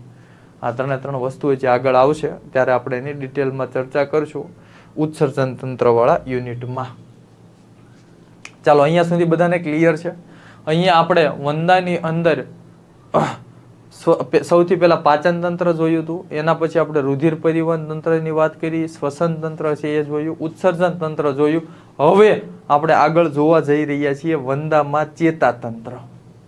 એટલે વંદાની અંદર ચેતાતંત્ર કઈ રીતનું હોય? ચેતાતંત્રની ચર્ચા કરતા પહેલા થોડુંક બીજી માહિતી પણ આપી દઉં કે વંદો છે એની એક ખાસ વિશિષ્ટતા કે વંદાના શરીરમાં મગજનો મોટો ભાગ છે શીર્ષમાં નથી, એના પાછળના ઉરસ અને ઉદરના ભાગમાં છે. એટલે શીર્ષનો ભાગ વંદામાં કાપી નાખવામાં આવે ને તો પણ વંદો છે એ 1 અઠવાડિયા જેટલો સમય જીવિત રહી શકે છે. આપણા મનુષ્યમાં મોટો ભાગનો મગજનો ભાગ ક્યાં છે? શીર્ષમાં છે. એટલે જો ધડથી શીર્ષ અલગ થાય એટલે તરત જ વ્યક્તિનું મૃત્યુ થઈ જાય. વંદામાં એવું થતું નથી, કારણ કે એનો મગજમાં મોટો ભાગ છે એ એના શરીરમાં છે, શીર્ષમાં આવેલો નથી. ચાલો ચર્ચા કરીએ એટલે તમને વધારે આઈડિયા આવશે. વંદાનું ચેતાતંત્ર ચેતાકંદનું બનેલું છે. અને ચેતાકંદ એટલે ચેતાકોષોનો બનેલો સમૂહ, જેને આપણે શું કહીએ છીએ? ચેતાકંદ. અને ચેતાતંત્ર વક્ષ બાજુએ જોડમાં આવેલા સમાંતર ચેતારજ્જુ સાથે જોડાણેલું છે. એ પૃષ્ઠ બાજુએ આવેલું હતું પાચન તંત્ર. વક્ષ એટલે નીચેના ભાગે આવેલું છે ચેતાતંત્ર વંદાની અંદર. અને અહીંયા ચેતાતંત્ર શેનું બનેલું છે? સમાંતર ચેતારજ્જુ સાથે જોડાણેલા ચેતાકંદો. ચેતારજ્જુ એટલે સીધી મતલબમાં ચેતાનો ભાગ અને જેની સાથે ચેતાકંદો જોડાણેલા છે. 3 જોડ ચેતાકંદો ઉરસમાં, 6 જોડ ચેતાકંદો ઉદરની અંદર આવેલા છે. એટલે વંદાનું ચેતાતંત્ર છે એ સમગ્ર શરીરમાં ફેલાયેલું છે. શીર્ષમાં ચેતાતંત્રનો થોડોક જ ભાગ આવેલો છે, કારણ કે 3 જોડ ચેતાકંદ ક્યાં આવી ગયા? ઉરસમાં. 6 જોડ ક્યાં આવી ગયા? ઉદરમાં. શીર્ષમાં ખાલી કયો ભાગ આવેલો છે જે આંખનું ચેતાકરણ કરે, સ્પર્શકો સાથે જોડાણેલો એટલો જ ભાગ ખાલી શીર્ષમાં આવેલો છે. બાકીનો બધો જ ભાગ છે મગજનો ક્યાં છે? ઉરસ અને ઉદરમાં છે. એટલે જો વંદાના શરીરના અન્ય ભાગોમાં વંદાના શરીરને જો કાપી નાખવામાં આવે અને એના શીર્ષના ભાગને અલગ કરી નાખવામાં આવે, તેમ છતાં અઠવાડિયા જેટલા લાંબા સમય સુધી વંદો જીવિત રહી શકે છે. આ પણ પૂછાઈ શકે છે, આપણે યાદ રાખવાનું છે. શા માટે જીવિત રહી શકે છે? કારણ કે એનો મોટા ભાગનો એનો જે ભાગ છે ચેતાતંત્રનો એ ઉરસ અને ઉદરમાં છે, શીર્ષમાં આવેલો નથી. ઓકે, એટલે આ આપણે યાદ રાખવાનું છે. શીર્ષમાં ખાલી કેટલો ભાગ છે? શીર્ષ પ્રદેશમાં ઉપરી અન્નનાળી ચેતાકંદ આવેલા છે જે ખાલી આંખ અને સ્પર્શકનું ચેતાકરણ કરે છે. ખાલી કોનું? આંખ અને સ્પર્શકનું ચેતાકરણ માટેનો ભાગ જ શીર્ષમાં છે. બાકીનો કોઈ ભાગ એના મગજનો શીર્ષમાં નથી. ક્યાં છે? ઉરસ અને ઉદરમાં આવેલો આપણને જોવા મળે છે. અહીંયા તમે જોશો તો આ આખું એનું ચેતાતંત્ર થઈ ગયું અને આ એના ચેતાકંદો તમને આ જે દેખાડ્યા છે ને એ બધા ભાગ શું છે? ચેતાકંદો. અને આ વચ્ચેનો ભાગ એને કહેવાય ચેતારજ્જુ તરીકે ઓળખીએ છીએ. એટલે આ મોટા ભાગનો ભાગ શીર્ષ અને ઉરસ અને ઉદરમાં છે. શીર્ષમાં ખાલી કેટલો ભાગ છે? આ ઉપરી અન્નનાળીય ચેતાકંદ એટલો જ ભાગ આવેલો છે જે આંખ અને સ્પર્શકોનું ચેતાકરણ કરે. બાકીનો બધો જ ભાગ તમે જોઈ શકો છો ઉરસ અને ઉદરના ભાગમાં આવેલો છે ચેતાતંત્રનો. બીજી વસ્તુ કે આ સિવાય વંદાની અંદર સંવેદન અંગો કયા કયા છે એની થોડીક પહેલા ચર્ચા કરી દઈએ કે સંવેદન અંગો છે એ એની અંદર આપણને કયા કયા જોવા મળશે, અથવા એને કહેવાય સંવેદાંગો વંદાની અંદર છે એ કયા કયા છે. વંદાની અંદર સંવેદન અંગોની વાત કરીએ તો એમાં આવશે સ્પર્શક આવશે, આંખ આવશે, જંભમૃષ, વક્ષ જંભમૃષ અને પુચ્છ શૂળ. એટલા ભાગ તમને જોવા મળશે સંવેદાંગો તરીકે. સંવેદન અંગો એટલે જે સંવેદના અનુભવે, સ્પર્શક, આંખ, જંભમૃષ, વક્ષ જંભમૃષ અને પુચ્છ શૂળ. એક તો સંયુક્ત આંખ, આ તો તમને બધાને ખ્યાલ છે કે વંદાની અંદર એક જોડ સંયુક્ત આંખ આવેલી છે જેનું કામ છે વંદાની અંદર મતલબ આંખનું કામ છે જોવાનું, પણ વંદાની અંદર સંયુક્ત આંખ છે એટલે એને ક્લિયર વિઝન નહીં દેખાય. એને જે દેખાય છે એને આપણે કહીએ છીએ મોઝેઇક વિઝન તરીકે. એટલે કે એની અંદર 2000 જેટલા નેત્રિકા મતલબ આંખની અંદર નાના નાના એનો આંખ છે 2000 જેટલા ઘટકોનું બનેલું છે ષટકોણાકાર, અને જેની મદદથી વંદાને એક પદાર્થના ઘણા બધા પ્રતિબિંબ દેખાય. અને આ પ્રકારની જે દ્રષ્ટિ છે ને એને મોઝેઇક વિઝન તરીકે આપણે ઓળખીએ છીએ. આપણને જેવું સામે ક્લિયર દેખાય એવું વંદાને દેખાતું નથી. વંદાને ખાલી આમ ધૂંધળું દેખાય, પ્રતિબિંબ જેવું લાગે, એને એવું લાગે કે ભાઈ સામે કંઈક વસ્તુ કે પદાર્થ કંઈક આવે છે, એટલું ખાલી એ જાણી શકે, આમ ક્લિયર જોઈ શકે નહીં, કારણ કે એની અંદર સંયુક્ત આંખ છે, સાદી આંખ નથી. અને એ આંખ છે એ 2000 જેટલા ઘટકોની બનેલી આપણને જોવા મળે છે. અને ખાસ વંદા છે એને આપણે નિશાચર પ્રાણી કહીએ છીએ. એ મોટા ભાગે રાત્રે તમને જોવા મળે છે. એટલે એની અંદર છે એ વંદાની સંવેદનશીલતા વધુ હોય પણ એનું રિઝોલ્યુશન છે એ ઓછું હોય, ક્લિયર નહીં જોઈ શકે. અને રાત્રિના સમયે એનું રિઝોલ્યુશન છે એ વધારે હોય છે, રાત્રિના સમયે વધારે સ્પષ્ટ જોઈ શકે છે. એને રાત્રિ દ્રષ્ટિ કહેવાય, કારણ કે વંદો મોટા ભાગે એને બહાર ક્યારે આવવાનું હોય? રાત્રે. દિવસે બહુ ઓછા જોવા મળશે. એટલે એ વધારે ક્લિયર રાતે જોઈ શકશે, દિવસે જોઈ શકશે નહીં. અને એનું રિઝોલ્યુશન એટલે ક્લિયરિટી ઓછી છે પણ સંવેદનશીલતા કેવી હોય? આપણને વધારે જોવા મળે છે. આ આપણે યાદ રાખવાનું છે. ઓકે, આ કીટક મોટા ભાગનાની અંદર તમને આ રીતનું વિઝન છે એ જોવા મળે છે, જેને મોઝેઇક વિઝન તરીકે આપણે ઓળખીએ છીએ. વંદામાં પ્રજનન તંત્ર. વંદો છે એ એક લિંગી પ્રાણી છે, એટલે નર વંદો અલગ છે, માદા આપણને કેવો જોવા મળે છે? અલગ જોવા મળે છે. નર માદા બંનેમાં પૂર્ણ વિકસિત પ્રજનન અંગ છે. એટલે નરનું પ્રજનન તંત્ર, માદાનું પ્રજનન તંત્ર બે આપણે સેપરેટ એટલે અલગથી ભણવાના છીએ. શરૂઆત આપણે કરીએ છીએ નરમાં પ્રજનન તંત્રની. તો નરમાં પ્રજનન તંત્રમાં ટોટલ 10 ભાગો છે એ આપણે અભ્યાસ કરવાના છે, જેની અંદર આવી જાય છે શુક્રપિંડ, શુક્રવાહિની, શુક્રાશય, સ્ખલન નલિકા, નર જનન છિદ્ર, છત્રાકાર ગ્રંથિ, જનન ડઢકો, શિશ્નીય ગ્રંથિ, પુચ્છશૂળ અને પુચ્છકંટિકા. અને આ દરેક છે એ પહેલા આપણે આકૃતિની અંદર સમજશું. દરેક વિશે સેપરેટ આપણે અભ્યાસ કરવાનો છે, એટલા માટે આપણે તમને પહેલા અલગથી દરેક ભાગો દર્શાવ્યા છે. હવે સેપરેટ એક એક ભાગ છે એની ચર્ચા કરશું, એનું કાર્ય શું છે એ પણ જોવાનું છે. હા, યાદ રાખજો, શિશ્નીય ગ્રંથિ ને બીજું નામ આપણે આપ્યું છે કોગ્લોબેટ ગ્રંથિ, અને છત્રાકાર ગ્રંથિ તો એમાં નાની નલિકા અને મોટી નલિકા બે આવશે. નર પ્રજનન તંત્ર છે એટલા માટે અહીંયા પુચ્છકંટિકા આવશે. જો ખાલી માદા પ્રજનન તંત્ર હોય તો એમાં પુચ્છશૂળ આવે, પુચ્છકંટિકા હોય નહીં. એટલે આ તફાવત આપણે ખાસ યાદ રાખવાનો છે. અહીંયા આપણે શરૂઆત કરશું પહેલા શુક્રપિંડ, શુક્રવાહિની. આ દરેક લાઈનમાં જો અહીંયા જે રીતે છે એ જ રીતે આપણે દરેક છે એનો અહીંયા અભ્યાસ કરવાનો છે. આકૃતિમાં સાથે સાથે આપણે જોતા જશું એટલે બે વસ્તુ તમને ક્લિયર થતી જાય. શરૂઆત આપણે કરીએ છીએ શુક્રપિંડ.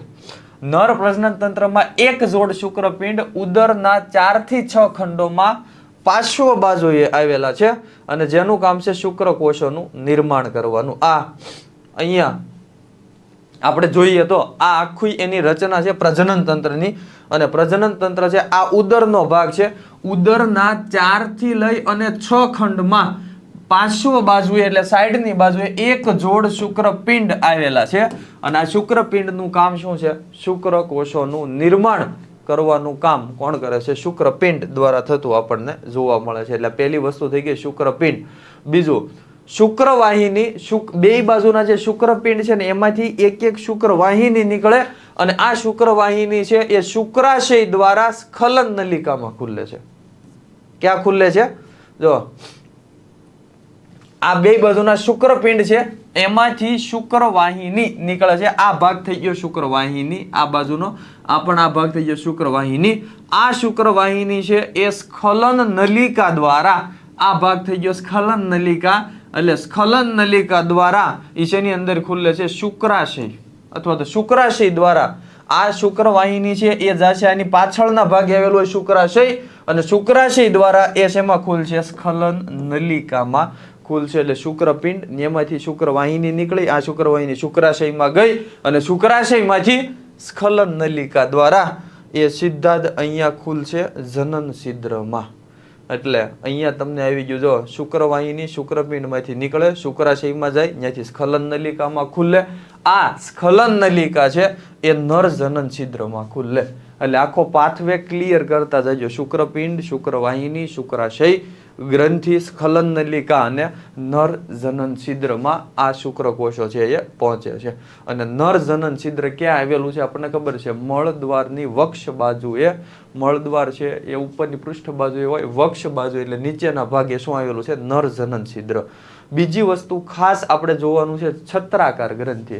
આપણે જોયું 4 થી 6 ખંડ છે એની અંદર તમને જોવા મળતું હતું શું? શુક્રપિંડ. ખંડ પણ યાદ રાખવાના છે સેપરેટ. જે ખંડ હશે એ જ આપણે આકૃતિમાં દર્શાવ્યા છે, એટલે તમને યાદ રાખવામાં સરળતા રહે. છત્રાકાર ગ્રંથિની વાત કરીએ તો ઉદરના 6 અને 7મા ખંડમાં છત્રાકાર ગ્રંથિ આવેલી છે, જેને આપણે સહાયક પ્રજનન ગ્રંથિ પણ કહેવાય. અને છત્રાકાર ગ્રંથિ છે એ નાની નલિકા અને મોટી નલિકાની બનેલી છે. ઓકે, શું? નાની નલિકા અને છત્રાકાર ગ્રંથિ મોટી નલિકાની બનેલી છે. આ દરેક ક્રમ પણ યાદ રાખવાનો છે. ઘણીવાર ક્રમ છે એ પણ પૂછાઈ જાય, એટલે નીટમાં આખો ટોપિક આપણે વ્યવસ્થિત રીતે યાદ રાખવાનો છે. ક્યાંથી પ્રશ્ન પૂછાય નીટમાં એ આપણને ખ્યાલ ન હોય. ઘણીવાર આપણે મતલબમાં વિચાર્યું હોય એ રીતે પણ પૂછાઈ શકે. એટલે લાઈન ટુ લાઈન મતલબમાં બધો કોન્સેપ્ટ છે એ આપણને ક્લિયર હોવો જોઈએ. નાની નલિકા, મોટી નલિકા છત્રાકાર ગ્રંથિની અંદર આવશે. અને આની અંદર બીજી વસ્તુ, મોટી નલિકાના ટોચના ભાગે યુરિકોઝ ગ્રંથિ આવેલી છે. આપણે વાત કરી હતી યુરિકોઝ ગ્રંથિ આવ્યું તો આપણે ઉત્સર્જન તંત્રમાં જે રુધિર કોટરમાંથી ઉત્સર્ગ દ્રવ્યોનું શોષણ કરે છે. એટલે અહીંયા યુરિકોઝ ગ્રંથિ છે એ ક્યાં આવેલી છે? એનું સ્થાન તમને ખબર પડી ગઈ, મોટી નલિકાના ટોચના ભાગે. બીજી વસ્તુ, અહીંયા યુરિકોઝ ગ્રંથિ શુક્રાશયની રચના, શુક્ર કોથળીની દિવાલનું નિર્માણ અને શુક્રકોષોને પોષણ પૂરું પાડવામાં પણ આ જ ગ્રંથિ છે એ ભાગ ભજવે છે. એટલે કેટલા કાર્યો થઈ ગયા એના? ઉત્સર્ગ દ્રવ્યોનું શોષણ, શુક્રાશયની રચનામાં, શુક્ર કોથળીનું દિવાલનું નિર્માણ અને શુક્રકોષોને પોષણ પૂરું પાડવામાં દરેક જગ્યાએ આપણને યુરિકોઝ ગ્રંથિ ભાગ ભજવે છે. અહીંયા જોઈએ આપણે છત્રાકાર ગ્રંથિ. આ તમે જોશો તો 6 અને 7મા ખંડમાં, આ 6થો અને આ 7મો ખંડ, એમાં આ નાની નલિકા, બહારની તરફ તમને મોટી નલિકા જોવા મળે અને એની ઉપરની તરફ શિશ્નીય ગ્રંથિ અથવા કોગ્લોબેટ ગ્રંથિ આવેલી હોય. આ કોગ્લોબેટ ગ્રંથિ છે એનું કાર્ય પણ આપણે જોવાના છીએ. એનું કામ છે કે દાખલા તરીકે નર વંદો છે તો માદા વંદાને પોતાની તરફ આકર્ષવા માટે એક સ્મેલ મુક્ત કરે છે અને એ એની અંદરથી મુક્ત થતી આપણને જોવા મળે. એટલે નાની નલિકા, મોટી નલિકા આ એની અંદર આવી જશે. એની અંદર આવી જશે છત્રાકાર ગ્રંથિની અંદર. હવે આપણે જોવાનું છે જનન ડઢકો. અહીંયા આપણે જો શુક્રપિંડની વાત કરી, શુક્રવાહિની છે એની વાત કરી, શુક્રાશય છે એની આપણે ચર્ચા કરી, સ્ખલન નલિકા આવી ગયું, છત્રાકાર ગ્રંથિ છે એ પણ આપણે અહીંયા ચર્ચા કરી. હવે આપણે જોવાનું છે જનન ડઢકો ની ચર્ચા આપણે કરવાના છીએ. જનન ડઢકો એટલે શું? ઓકે, ક્લિયર છે અહીંયા સુધી બધાને? ફટાફટ એકવાર ચેટની અંદર લખજો એટલે આપણે અહીંથી આગળ વધીએ કે જનન ડઢકો. જો સેપરેટ અહીંયા આપણે ટોપિક પાડી દીધા છે. ટેક્સ્ટ બુકની અંદર બધું ભેગું આપ્યું છે, વાંચવામાં કન્ફ્યુઝન થાય. આકૃતિમાં એમાં ખંડ છે એમાં જે ભાગ આવેલો હોય એ એમાં દર્શાવેલો નહીં હોય. અહીંયા આપણે દરેક સેપરેટ તમને દર્શાવ્યું છે. ઓકે, સરસ, હાલો, વેરી ગુડ. ચાલો હવે આપણે આગળ વધીએ.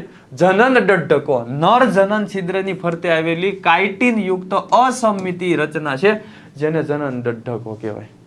કોની ફરતે આવેલી છે? નર જનન છિદ્રની ફરતે આવેલી અસમિતીય. એટલે અસમિતિ એટલે સરખો આકાર નથી, અલગ આકાર આપણને જોવા મળે. કાઇટિન યુક્ત રચના છે જેને આપણે શું નામ આપ્યું છે? જનન ડઢકો. અહીંયા તમને જોવા મળશે જમણો શિશ્નખંડ, વક્ષ શિશ્નખંડ આવી ગયું, ડાબો શિશ્નખંડ આવી ગયું, ટીટી લેટર આવી ગયું, કૂટ શિશ્ન આવી ગયું. આ બધા જ છે એ શેની અંદર આવશે? જનન ડઢકોની અંદર. અને બધા અહીંયા આની ફરતે નર જનન છિદ્રની ફરતે દરેક ભાગ આપણને જોવા મળે. જો અહીંયા દર્શાવ્યા છે કયા કયા આવી જાય? ટીટી લેટર, ડાબો શિશ્નખંડ, કૂટ શિશ્ન, જમણો શિશ્નખંડ, વક્ષ શિશ્નખંડ. આ બધા જ શું છે જેને આપણે જનન ડઢકો કહેવાય. આ બધા આપણે એકવાર અહીંયાથી દરેક વસ્તુ સમજશું. જનન ડઢકો છે એનું કામ છે બાહ્ય જનનાંગની રચના કરે. એટલે નર જનન છિદ્રની ફરતે આ બધા જ ભાગ આવેલા આપણને જોવા મળે છે. અને એમાં દરેક આપણે અહીંયાથી જોશું કે જો ટીટી લેટર તમને આપ્યું છે, કૂટ શિશ્ન એટલે આ બધાના કાર્ય આપણે હમણાં પ્રજનન ક્રિયા છે ને એમાં ભાગ ભજવે છે. જ્યારે નર અને માદા વચ્ચે જ્યારે પ્રજનન ક્રિયા થતી હોય ત્યારે આ ટીટી લેટર, કૂટ શિશ્ન છે એ નરને માદા સાથે પકડી રાખવામાં ખાસ ભાગ ભજવતા હોય છે. એની પણ આપણે જે પ્રજનન ક્રિયા છે એની અંદર આની આપણે ચર્ચા કરવાના છીએ. બીજી વસ્તુ આપણે વાત કરીએ શુક્રાશય. તો શુક્રાશય આપણે હમણાં અભ્યાસ કર્યો કે શુક્રાશયમાંથી સ્ખલન નલિકા ખુલે, પણ શુક્રાશય શુક્રકોષોનો સંગ્રહ કરવાનું કામ કરે છે. અને શુક્ર કોથળી જ્યારે સમાગમ પહેલા એટલે પ્રજનન ક્રિયા થાય એ પહેલા બધા શુક્રકોષો ભેગા થાય, શુક્ર કોથળી બનાવે અને એટલે એક પ્રકારની કેપ્સ્યુલ બનાવે. દાખલા તરીકે ઘણા બધા શુક્રકોષો ભેગા થાય ફરતે એક આવરણ બની જાય એટલે કેપ્સ્યુલ બની ગઈ જેને શુક્ર કોથળી કહેવાય. આ શુક્ર કોથળી માદાના પ્રજનન માર્ગમાં મુક્ત થાય છે. અને માદાની અંદર એક ભાગ આવેલો છે શુક્ર સંગ્રાશય. એની અંદર આ બધા શુક્રકોષો છે એ ભેગા થતા આપણને જોવા મળે. શુક્ર કોથળી નરમાંથી મુક્ત થાય, માદામાં દાખલ થાય છે. અને એક કોગ્લોબેટ ગ્રંથિ અથવા શિશ્નીય ગ્રંથિ એટલે શું? કોગ્લોબેટ ગ્રંથિ આપણે મોટા ભાગે નરમાં સ્ખલન નલિકાની વક્ષ બાજુએ આવેલી છે, સહાયક ગ્રંથિ છે. અને એમાંથી એક દ્રવ્યનો સ્ત્રાવ થાય જે નર મતલબમાં માદાને નર તરફ આકર્ષવાનું કામ કરે છે. એમાંથી જે દ્રવ્યનો સ્ત્રાવ થાય જેના લીધે શું થાય છે? માદા નર તરફ આકર્ષાય છે. આ યાદ રાખજો. કાર્ય કોનું કાર્ય છે? શિશ્નીય ગ્રંથિ અથવા એને આપણે કીધું છે કોગ્લોબેટ ગ્રંથિ. એકવાર રિપીટ કરી દઉં છું આખી જ આકૃતિ. પહેલા આપણે જોયું તો શુક્રપિંડ પાર્શ્વ બાજુએ 4 થી 6 ખંડમાં આવેલા છે. શુક્રપિંડમાંથી નીકળે છે બંને બાજુ શુક્રવાહિની.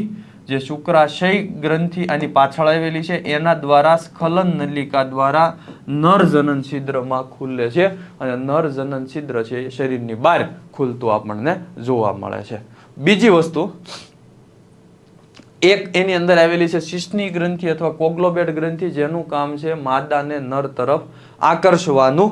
અને અહીંયા એની અંદર બીજું જનન દઢકોની અંદર ડાબો શિશ્ન ખંડ, જમણો શિશ્ન ખંડ આવી ગયું, કૂટ શિશ્ન આવી ગયું, ટીટીલેટર છે એ એની અંદર આવી ગયું. આ બધા જ છે એ આપણને શું જોવા મળે છે? આ બધા જ છે એની અંદર જનન દઢકો છે જે પ્રજનન ક્રિયા દરમિયાન ઉપયોગમાં આવશે. અને બીજી વસ્તુ ખાસ કે પુચ્છ શૂળ છે એ નર માદા બેયમાં હોય, પણ પુચ્છ કંટિકા છે એ ખાલી અને ખાલી આપણને નરમાં જોવા મળશે, માદામાં જોવા મળશે નહીં. ઓકે, છત્રાકાર ગ્રંથિ છે આ એની અંદર નાની નલિકા મોટી નલિકા હોય. આ શુક્રાશય છે એની અંદર શુક્રકોષોનો સંગ્રહ થાય અને એની માટે જે અમુક જરૂરી દ્રવ્યો છે એ છત્રાકાર ગ્રંથિમાંથી એને મળે છે, એને શુક્રકોષોને વિકસિત થવા માટે, એને પોષણ માટે. એટલે આની પાછળ એક્ઝેક્ટ શું આવેલું છે? શુક્રાશય ગ્રંથિ આવેલી આપણને જોવા મળે. એટલે શુક્રાશય ગ્રંથિ છત્રાકાર ગ્રંથિની પાછળ હોય છે અને આ બંને વચ્ચેનો ડિફરન્સ આપણે યાદ રાખવાનો છે. હવે આપણે જોવાના છીએ માદા પ્રજનન તંત્ર. અહીંયા આપણે આખું કમ્પ્લીટ કર્યું છે નર પ્રજનન તંત્ર. અહીંયા સુધી ક્લિયર છે બધાને? હવે આપણે ચર્ચા કરશું માદા પ્રજનન તંત્રની અને એના વિવિધ ભાગો જોઈ અને પછી આપણે ચર્ચા કરવાની છે પ્રજનન ક્રિયાની.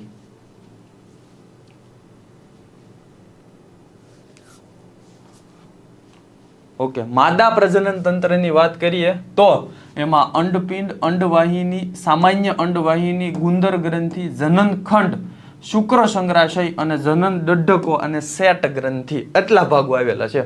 હજી એકવાર રિપીટ કરું છું, કયા કયા ભાગો આવી ગયા? અંડપિંડ, એમાંથી નીકળે અંડવાહિની, અંડવાહિની ભેગી થઈને સામાન્ય અંડવાહિની, ગુંદર ગ્રંથિ, જનન કોથળી, શુક્ર સંગ્રાશય, જનન દઢકો અને સેટ ગ્રંથિ. આપણે લાઈનમાં આકૃતિ સાથે સાથે દરેકની અહીંયા પણ આપણે ચર્ચા કરવાના છીએ. શરૂઆત આપણે કરીએ છીએ અંડપિંડથી. અંડપિંડ, માદા પ્રજનન તંત્રમાં બે મોટા અંડપિંડ 2 થી 6 ખંડોમાં ઉદરના પાર્શ્વ એટલે સાઈડની બાજુએ કેટલા ખંડમાં આવી ગયા? 2 થી 6 ખંડની અંદર. અને પ્રત્યેક અંડપિંડની અંદર શ્રેણીબદ્ધ અને અંડકોષ ધરાવતી 8 અંડપુટિકા આવેલી છે. દરેક અંડપિંડમાં 8 અંડપુટિકા. અહીંયા ધ્યાન આપજો. આ એનો બીજો ખંડ છે, ત્રીજો ખંડ છે, ચોથો ખંડ, પાંચમો ખંડ અને 6. 2 થી 6 ખંડમાં પાર્શ્વ બાજુએ આ રીતના અંડપિંડ અને દરેક અંડપિંડમાં 1, 2, 3, 4, 5, 6, 7 અને 8 આ રીતની 8 અંડપુટિકા આવેલી હોય જેમાં અંડકોષો ભરેલા હોય અથવા જેમાં અંડકોષનું નિર્માણ થાય. એટલે બે બાજુ આ અંડપિંડ છે એની અંદર આ અંડપુટિકાઓ છે અને અંડપુટિકાની અંદર શેનું નિર્માણ થાય? અંડકોષોનું નિર્માણ થતું આપણને જોવા મળે. કેટલા ભાગ આવી ગયા? 2 થી 6. બંને બાજુના અંડપિંડમાંથી નીકળશે અંડવાહિની. આ બાજુમાંથી પણ શું નીકળશે? અંડવાહિની. એટલે બે બાજુ આ આપણે દર્શાવી છે અંડવાહિની. અને બે બાજુની અંડવાહિની ભેગી થઈને કોમન માર્ગ બનાવે એને કહેવાય સામાન્ય અંડવાહિની. એને આપણે શું કીધું છે? આપણે એને નામ આપ્યું છે આને સામાન્ય અંડવાહિની. એટલે અંડપિંડ, અંડવાહિની અને અંડવાહિની બેયની ભેગી થઈ જાય એટલે એને આપણે શું નામ આપી દીધું? સામાન્ય અંડવાહિની. એટલે અહીંયા અંડપિંડમાં અંડકોષો બને એ અંડવાહિનીમાં આવે અને અંડવાહિની છે એમાંથી ક્યાં આવશે? સામાન્ય અંડવાહિની છે એની અંદર આવતા આપણને જોવા મળે છે. હવે અંડવાહિની છે એ અંડપિંડમાંથી નીકળે અને બંને અંડવાહિની જોડાય એટલે શું બનાવે? સામાન્ય અંડવાહિની છે એ બનશે. એટલે આ સામાન્ય અંડવાહિનીને આપણે યોની એવું પણ નામ આપ્યું છે અને સામાન્ય અંડવાહિની જનન કોથળીમાં ખુલશે. ઓકે, હા, એક અંડપિંડની અંદર 8 અંડપુટિકા હોય. 2 અંડપિંડનું પૂછ્યું હોય તો 16 અંડપુટિકા આપણને જોવા મળે. એટલે આ યાદ રાખવાનું છે. સિંગલ પૂછ્યું છે કે ટોટલ પૂછ્યું છે એ યાદ રાખજો. સામાન્ય અંડવાહિની આવી ગઈ, એ શેમાં ખુલે? જનન કોથળીમાં. અને છઠ્ઠા ખંડમાં એક જોડ શુક્ર સંગ્રાશય આવેલા હોય એ પણ જનન કોથળીમાં ખુલે. એટલે અંડપિંડ છે એમાંથી અંડવાહિની જનન કોથળીમાં ખુલે. શુક્ર સંગ્રાશય કે જેમાંથી પ્રજનન ક્રિયા દરમિયાન નર છે એની અંદરની જે શુક્ર કોથળી હતી એ માદાની અંદર શુક્ર સંગ્રાશયમાં મુક્ત થાય. એટલે શુક્ર સંગ્રાશય છે એ શુક્રકોષોનું ભરેલું હોય. પણ એ શુક્રકોષો આવ્યા ક્યાંથી? એ શુક્રકોષો આવ્યા નરમાંથી. એટલે નરમાંથી શુક્રકોષો આવે, શુક્ર સંગ્રાશયમાં ભરેલા હોય. માદા છે એની અંદરથી માદાની અંદરથી અંડકોષ આવે જે જનન કોથળી સુધી પહોંચે ત્યાં બંનેનું ફલન થાય. અને બીજી વસ્તુ ગુંદર ગ્રંથિ અને સેટ ગ્રંથિ. માદાની અંદર જ્યારે પ્રજનન ક્રિયા થઈ જાય ત્યારે અંડઘર બનાવવા માટે, અંડઘર શું છે એ પણ આપણે અહીં ચર્ચા કરવાના છીએ કે માદાની અંદર સહાયક પ્રજનન ગ્રંથિ છે ગુંદર ગ્રંથિ. અને જ્યારે પ્રજનન ક્રિયા થાય એટલે શુક્રકોષ અંડકોષ જોડાય, ફલન થઈ ગયું પછી એની ફરતે એક આવરણ બનાવવાનું હોય. અને એ મતલબ અંડઘર એટલે ઈંડા જેવું ફરતે આવરણ બને. અને જે આ ગુંદર ગ્રંથિ દ્વારા બને. ગુંદર ગ્રંથિનું કામ છે સ્ક્લેરોપ્રોટીન મુક્ત થાય. તમે જોયું હોય આ વંદાને એ શું કરે કે ઈંડા મુક્ત કરી કોઈ દિવાલ સાથે આમ ચોટેલા હોય અને એ દિવાલ સાથે ચોંટી જાય છે કારણ કે એની અંદર ફરતે ગુંદર ગ્રંથિ શું મુક્ત થયેલું આપણને જોવા મળે? ગુંદર ગ્રંથિમાંથી સ્ક્લેરોપ્રોટીન, જેના લીધે કોઈ પણ જગ્યાએ ચોંટી જાય છે. સેટ ગ્રંથિ છે જેમ નરની અંદર કોગ્લોબેટ ગ્રંથિ હતી એમ માદાની અંદર સેટ ગ્રંથિ છે. આમાંથી પણ તીવ્ર વાસ મુક્ત થાય છે અને બાષ્પશીલ દ્રવ્ય ઉત્પન્ન થાય છે જે જાતિ આકર્ષણ માટે નરને માદા તરફ આકર્ષવાનું કામ માટે અહીંયા શું આવેલું તમને જોવા મળે? સેટ ગ્રંથિ આવેલી આપણને જોવા મળશે. એટલે અહીંયા આખી વસ્તુ સમજાવું છું. હવે અહીંયા ધ્યાન આપજો કે કઈ રીતની પ્રક્રિયા છે. આ 2 થી 6 ખંડ એમાં આવી ગયા અંડપિંડ. અંડપિંડમાંથી અંડકોષ મુક્ત થાય એ સામાન્ય અંડવાહિની એમાંથી આવે સામાન્ય અંડવાહિની. સામાન્ય અંડવાહિની છે એમાં અહીંયા ખાસ ધ્યાન આપજો, અહીંયા આવેલું છે જનન પિંડ અથવા આવેલી છે જનન કોથળી. જો જનન પિંડ આ ભાગ છે, આ ભાગ કયો છે? જનન પિંડ. અને નીચેનો આખો આ ભાગ છે એને આપણે કીધું છે બાહ્ય ગુહા. આ બે ભેગા થાય એટલે એને આખા ભાગને કહેવાય જનન કોથળી. એટલે અહીંયાથી આ ભાગ આખો છે શુક્ર સંગ્રાશય. એટલે શુક્ર સંગ્રાશય એ પણ જનન કોથળીમાં ખુલે. અંડવાહિની છે એ પણ જનન કોથળીની અંદર ખુલે. અને આ બે બાજુ તમને આવું જે દેખાડી છે રચના, આ બે આ ગુંદર ગ્રંથિ છે એ પણ જનન કોથળીની અંદર ખુલે. એટલે અહીંયાથી આવ્યા અંડકોષ, શુક્ર સંગ્રાશયમાંથી આવ્યા શુક્રકોષ, બધા જનન કોથળીમાં આવ્યા, ત્યાં ફલન થયું એટલે એની ફરતે ગુંદર ગ્રંથિ છે એ ફરતે આવરણ બનાવી નાખશે એટલે અંડઘર બની ગયું. અને આ અંડઘર છે એ શરીરની બહાર મુક્ત થતું આપણને જોવા મળે છે. અને અહીંયા આની ફરતે અહીંયા જનન ડઢકો આવેલા છે જે પ્રજનનમાં ભાગ ભજવશે. એટલે આ આખું માદાનું પ્રજનન તંત્ર છે. શેનું પ્રજનન તંત્ર છે? માદાની અંદર આ રીતે તમને આખું પ્રજનન તંત્ર છે એ જોવા મળે છે.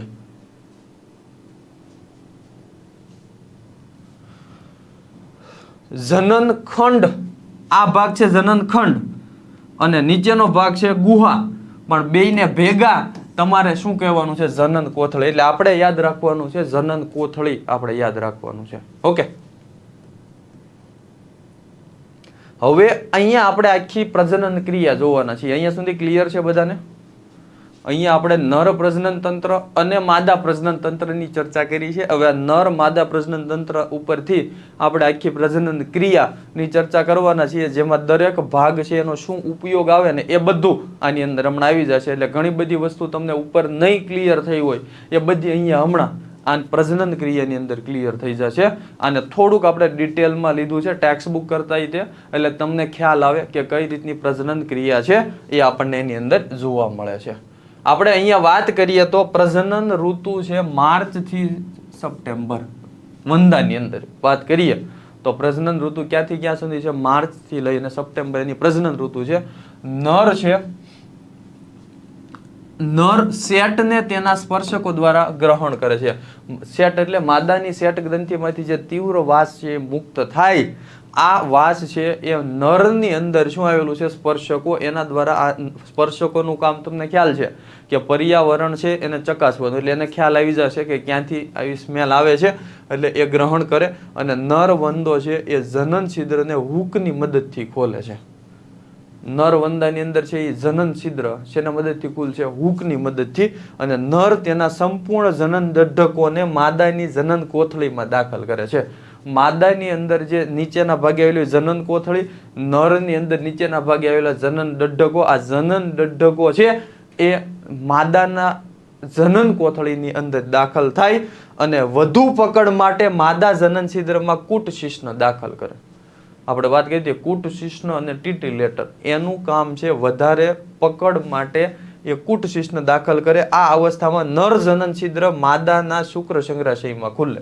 એટલે આટલું પ્રક્રિયા થાય એટલે નર જનન છિદ્ર છે સીધું માદાની અંદર જે શુક્ર સંગ્રહાશય છે એમાં ખુલશે. અહીંયા ધ્યાન આપજો, આકૃતિમાં સમજાવું છું કે આ અહીંયા ભાગ છે, અહીંયા નર જનન દઢકો છે એ જનન કોથળીમાં દાખલ થઈ જાય અને કૂટશિશ્ન દ્વારા આની સાથે પકડ બનાવે છે અને સીધું નર જનન છિદ્ર માદાનો આ ભાગ જે છે ને શુક્ર સંગ્રહાશય એમાં સીધું નર જનન છિદ્ર ખુલે અને અહીંયા શુક્રકોષોનો ત્યાગ કરી દે છે. એટલે કે એની અંદર જે શુક્ર કોથળી જે હતી એ બધી અહીંયા ત્યાગ થઈ જાય છે. એટલે જો શુક્ર સંગ્રહાશય પીટિકામાં નર જનન છિદ્રમાંથી શુક્રકોષો મુક્ત થાય છે. શુક્ર સંગ્રહાશય પીટિકા એટલે શુક્ર સંગ્રહાશયનો ભાગની વાત કરી છે કે શુક્ર સંગ્રહાશયમાં શુક્રકોષો મુક્ત થઈ જાય છે અને આ મેથુન ક્રિયાનો સમયગાળો 1 કલાક. આ આટલી પ્રક્રિયા થતા 1 કલાક જેટલો સમય લાગે છે. આટલું થઈ જાય શુક્રકોષો માદાના શુક્ર સંગ્રહાશયમાં મુક્ત થઈ ગયા અને આ શુક્રકોષો છે 20 કલાક સુધી શુક્ર સંગ્રહાશયમાં સંગ્રહ પામે. કેટલો સમય હોય? 20 કલાક. અને આ 20 કલાકના સમય દરમિયાન અંડકોષમાંથી અંડપિંડમાંથી અંડકોષ મુક્ત થાય છે. આ સમયગાળા દરમિયાન બધા શુક્રકોષો બહાર નીકળે, શુક્ર સંગ્રહાશયમાં ભેગા થાય અને શુક્ર કોથળીના કવચને બહાર ધકેલે. એટલે જો અહીંયા શું થાય કે નરમાંથી જે શુક્રકોષો મુક્ત થયા હતા એ શુક્ર કોથળીમાં હતા. હવે ત્યાંથી શુક્ર કોથળી તૂટે અને શુક્રકોષો બધા છૂટા પડે અને આ શુક્રકોષો બધા ક્યાં છે? શુક્ર સંગ્રહાશયમાં છે. માદા શુક્ર કોથળીના કવચને બહાર ધકેલે એટલે અંદર બધા શુક્રકોષો છે છૂટા પડી ગયા. અંડપિંડની અંડપુટિકામાંથી 16 અંડકોષો મુક્ત થાય. બે બાજુ 8 અંડપુટિકા હતી. દરેક અંડપુટિકામાંથી એક અંડકોષ એટલે ટોટલ 16 અંડકોષ આવ્યા અને આ 16 અંડકોષ છે જનન કોથળીમાં આવે. ક્યાં મુક્ત થાય છે? 16 અંડકોષ છે સામાન્ય અંડવાહિની, સામાન્ય અંડવાહિની અને જનન કોથળીમાં મુક્ત થયા અને આ અંડકોષ જનન દઢકોની મદદથી બે સમાંતર હરોળમાં ગોઠવાય અને શુક્રકોષો છે એ એનું ફલન કરે. જેમ અંડકોષ આવતા જાય એમ શુક્રકોષ એની સાથે જોડાતા જાય અને ફલનની પ્રક્રિયા થાય છે.